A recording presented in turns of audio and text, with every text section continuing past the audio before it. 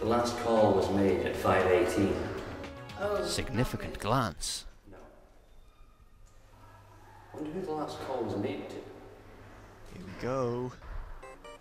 There we go, there's a shout out to the game for you. Dun dun dun. She called her sister before the crime. Interesting. Or after Yeah. the crime, wasn't it? Mm, Or round about ye- the time of the crime. Yeah, that sort of time-ish. At 5:12, Edgeworth arrived back here in his car. At 5:15, Lana was seen standing. Oh no, it was after. There we go. hiding his Hmm. body in the boot. And at 5:18, Lana made a phone call, presumably just It's before very she good was that we kind arrested. of, you know, analyse and sort of give back to everybody just what's happened in a little timeline. Because Phoenix Wright games do get very confusing, Mm. especially in a film where you can't just read back over the stuff before. Oh yeah, the writing stage was a little frustrating from this point of view, because just working out exactly when everything is supposed to happen in the game and then rearranging that sequence of events to work as a film it was tricky. The writing in the games is quite superb anyway. Oh, it is, but I'm sure it all makes sense to them. But there are just occasions, particularly in this episode, where it could have been explained a little more fully.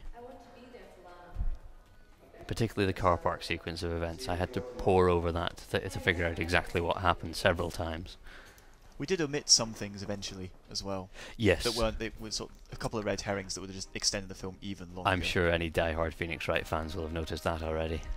And here we go. This is another nice scene change. Thank you very much, Edinburgh, for providing us with so many great places to film. Oh yes. Yes, so this is a place provided to us mainly by you, Sean, but provided thanks to the generosity of the people at Davidson's Mains Parish Church. Yes. Now we have to give a shout out to Fraser here.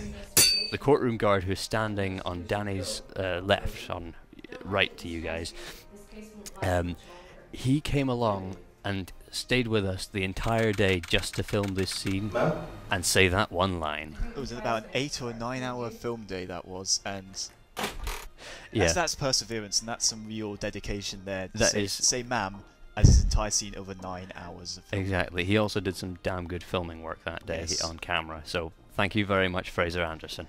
And of course, here you'll get very used to this scene, because this is the courtroom. Yes, the majority of the film takes place here, as is expected, so Well, it does in the game as well. yeah. Lots of plot exposition, lots of explanations. And lots of this is particularly why I was interested in doing a Phoenix Wright film, because it has action of its own. It's a battle of words. Yes, it's not the, you know, pow kapow splat Batman style action, but Yes. it's still action nonetheless. The court is now in session. Here's Andrew Suter, who has been cursed with the most itchy fake beard in the world. I wore it once just to see what it was like. I honestly don't know how he managed to say so many lines in that beard. Yeah, Albeit we had to do quite a few takes because he'd cough and splutter when the hair got in his mouth and Yeah. it itched too much. yeah. And it took a while to set up after, in between each shot, because he kept taking the beard off, understandably. But it's a nice beard. It looks really good and it sort of suits the judge. The judge has a nice bushy beard. Yeah. The only slight problem occurs when you can see the ear straps. It's not very often, in all fairness. You may call your first witness, Mr. Edgeworth. The prosecution calls Angel Starr to the stand. There we go. There's Yasmin Mann there, our first appearance of her. My name's Angel Starr. I'm the manager and proprietor of Lunchroom.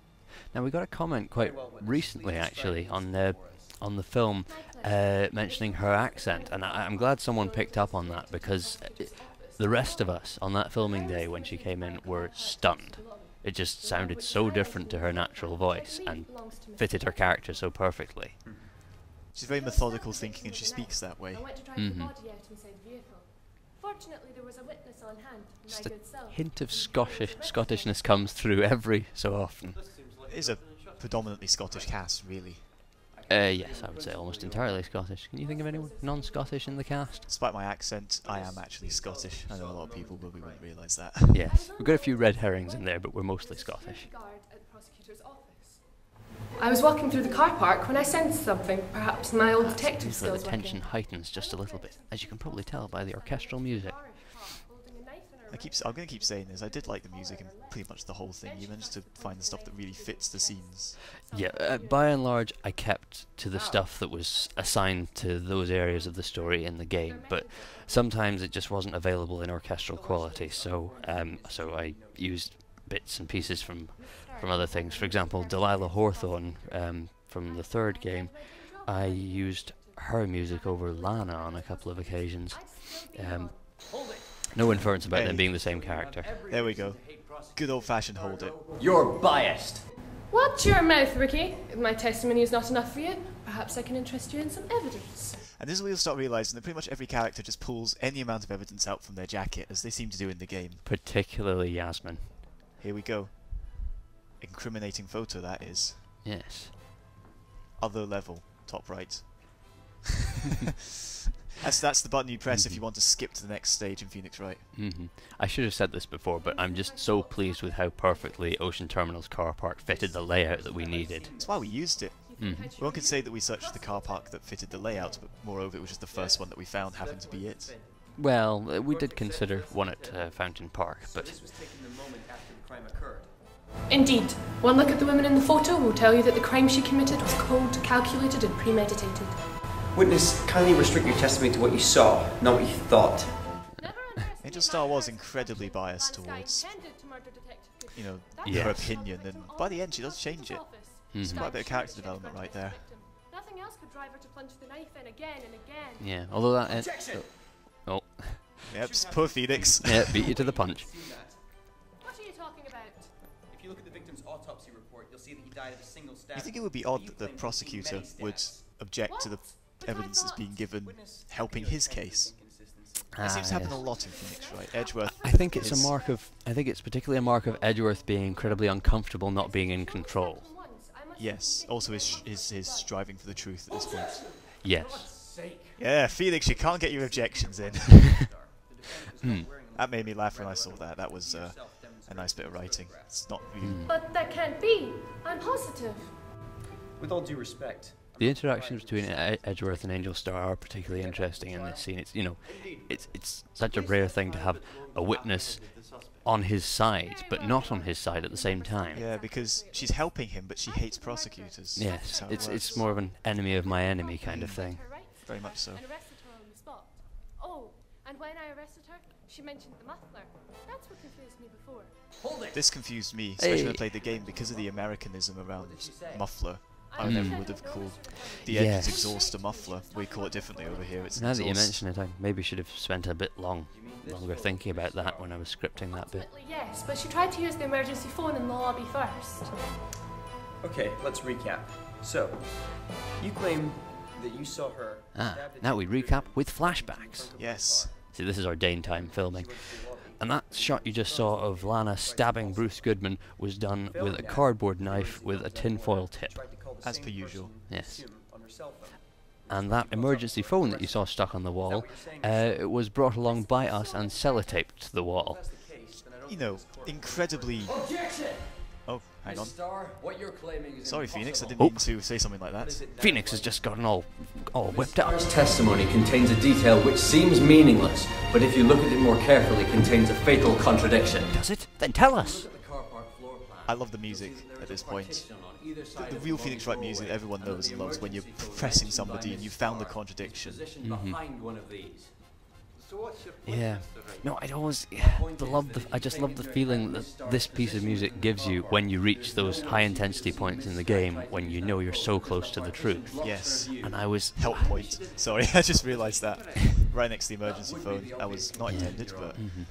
No, when I was thinking about translating this to film, my biggest worry was that the music wouldn't feel as intense and hair-raising as it does when you're reading it on text, except with my voice. I was worried that it wouldn't bring across the same effect, but I'm largely satisfied with how it came across. You don't give yourself enough credit. You played a very good Phoenix Wright, especially during the tense scenes. You're really sort of bringing your point across. Well, it's the worry that arose largely from, you know, my casting being pretty much down to I was one of the only people who'd be there every day. You saw the entire thing through the car park security cameras. Very good, Mr. Wright. I believe you've cracked it. Well, the question is, why didn't she mention that first? I did what had to be done for justice to prevail. Because she did what had to be done for justice to prevail. That's why she didn't mention it earlier. Yeah. Right. Fact still stands. The murder took place. This photograph proves that. Objection!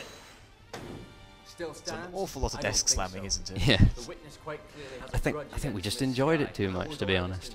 Oh, who doesn't like to slam their fist on the desk when they're making a point? Miss Starr would still have had to make her way from the security office down to the car park. Sneaky Angel Star. Yeah, and of course the point is the distance. She had to run a huge way to get to the point, so there's no way that she would have been able to. It's like, why would the murderer hang around that long? But instead she acted against all reason and stayed at the scene of the crime. Why? And of course, nobody knows why.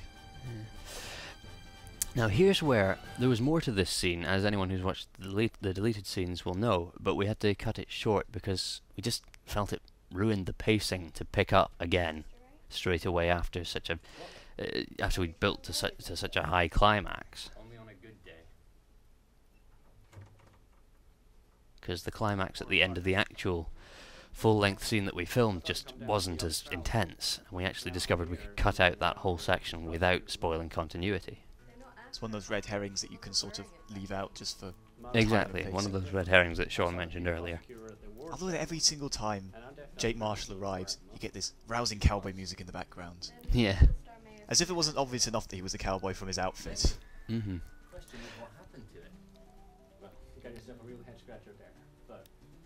Now, that's the other thing to mention, that when scripting this, another change that we made from the original game is that Jake Marshall is much more on the side of the defense than he was in the actual game. He's much more of a helpful, friendly presence. Which makes it Oh, even hang more... on. That voice you're hearing is the voice of my mum, who very...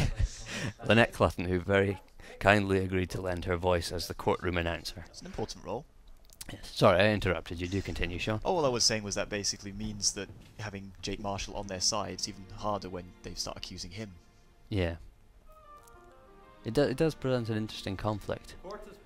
Now, we've returned back to the second half of the first day in court, but this is actually the first day that we filmed at the church hall, where the courtroom is based. Everything was shot very out of order, depending on who was available, so we could make the most of the time. And of course, we had to rent the church hall in the first place. Yes. And here comes Damon Gant. Yes. I just wanted to say one thing here.